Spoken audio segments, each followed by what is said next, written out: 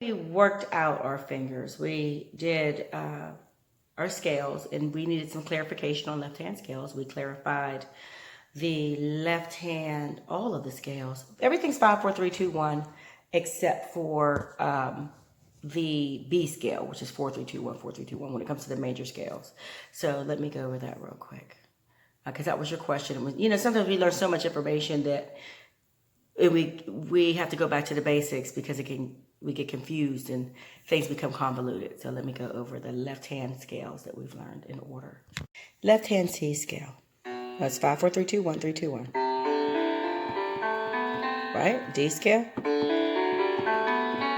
E scale.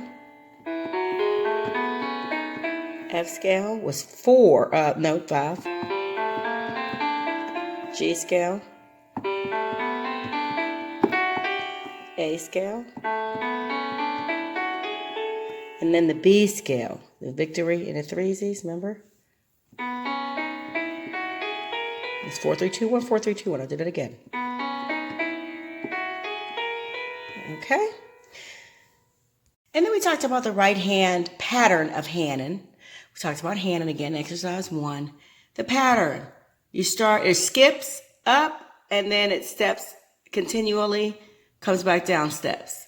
Lands on the next note, skips up, goes up in steps, comes down in steps. Thumb skips up, okay? And how does that look on the piano? We just did right hand. Started on C. Whoops. See that 2? The 2 has to skip, not your 3. That's one of the things we were challenged with today. Remember? That's what I want you to work on, just right hand. Of course, that was right hand ascending, not descending. Next week we'll do descending. Actually, next week we'll do left hand ascending. Then we'll do both hands together ascending, and then we'll separate it on descending. Harp song. We've been doing a harp song for a minute, but we just needed to go back to the basics. G chord, broken chord. Block chord, broken chord. D7, this is in G position, y'all. F sharp, C and D, that's your D7, and then broken. That's what the harp song is all about. We do add pedal, foot pedal, but we won't get into that, okay? So that is just a G chord. Left hand plays it, broken. Right hand plays it. It repeats. I showed you the themes. 1 repeats. Then we go to theme 2. That's your D7. F sharp, C to D, left hand. F sharp, C to D, right hand. Broken chords. We repeat theme 2. Yeah? Then we're back to theme 1 again. G chord broken, each hand.